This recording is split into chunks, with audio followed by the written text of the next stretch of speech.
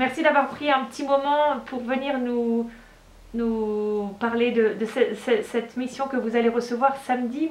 Samedi, vous allez être ordonné diacre permanent. Vous êtes vous-même marié, père de famille, grand-père.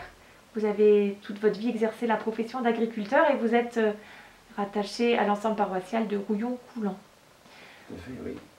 Samedi, Monseigneur Le Sceau va vous ordonner diacre permanent pour le diocèse de la Sarthe. Qu'est-ce qu'un diacre permanent? Bien, un diacre permanent, je pense que on peut dire que c'est d'abord quelqu'un qui essaie de vivre dans la foi, sa foi qui l'invite à aller notamment vers les autres, vers notamment ceux qui sont seuls, qui sont pauvres, qui sont malades, qui sont prisonniers. Voilà, donc il y a beaucoup de personnes qui attendent effectivement une visite, un appel, un regard. Alors vous avez, il y a 5 ans, reçu cette question. Paul, veux-tu être diacre permanent? Comment vous l'avez accueilli dans votre vie? Lorsque cette question est arrivée, je dirais qu'il faut considérer qu'il faut du temps pour répondre à une telle question. Le temps est nécessaire. Il faut aussi qu'on puisse en parler, notamment avec... je suis donc marié, donc avec mon épouse, et nous avons abordé cette question-là ensemble, avec nos enfants aussi, avec toutes les personnes qui nous sont proches, et puis également avec les personnes qui sont dans cette même réflexion, les personnes qui déjà sont diacres. Donc voilà, tous ces échanges sont importants, et donc nous avons fait ce parcours avec l'aide de toutes ces personnes. Alors vous allez être témoin de la tendresse de Dieu pour tous les hommes. Est-ce que déjà dans votre vie chrétienne, vous aviez une attention pour les plus petits? Oui, je pense effectivement, j'avais déjà des choses qui sont aujourd'hui, qui sont en place. Et par exemple, eh bien, je vais régulièrement visiter des malades et des personnes accidentées. C'est pour moi une grande joie d'aller à leur rencontre. Et donc voilà, c'est également par exemple à faire attention autour de chez nous, des personnes qui peuvent avoir besoin, tout simplement. Et donc voilà, de répondre de cette manière-là à cet appel du Christ. Comment vous définiriez la charité?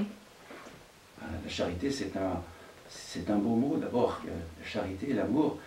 Saint Paul, mon saint patron, en parle avec force dans ses lettres.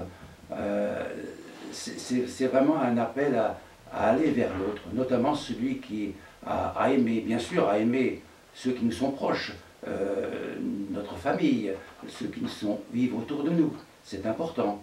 Mais c'est aussi aller plus loin, d'aller vers ceux qui sont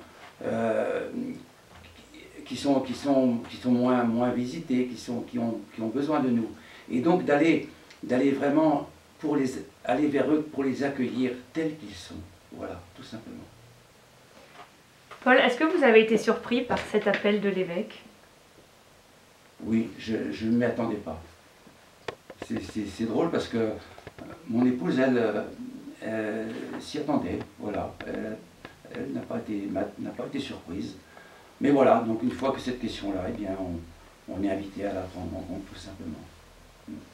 Alors, on prie pour vous samedi parce que les conditions sanitaires ne permettent pas que toutes les personnes qui auraient aimé venir vous entourer puissent être présents. Mais on sera en communion de prière avec vous. C'est donc samedi à 11 h à l'église Saint-Liboire. Et on aura la joie de vous retrouver dans quelques mois pour que vous puissiez nous raconter les débuts de cette belle mission.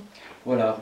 Je pourrais ajouter que c'est important que j'ai été appelé.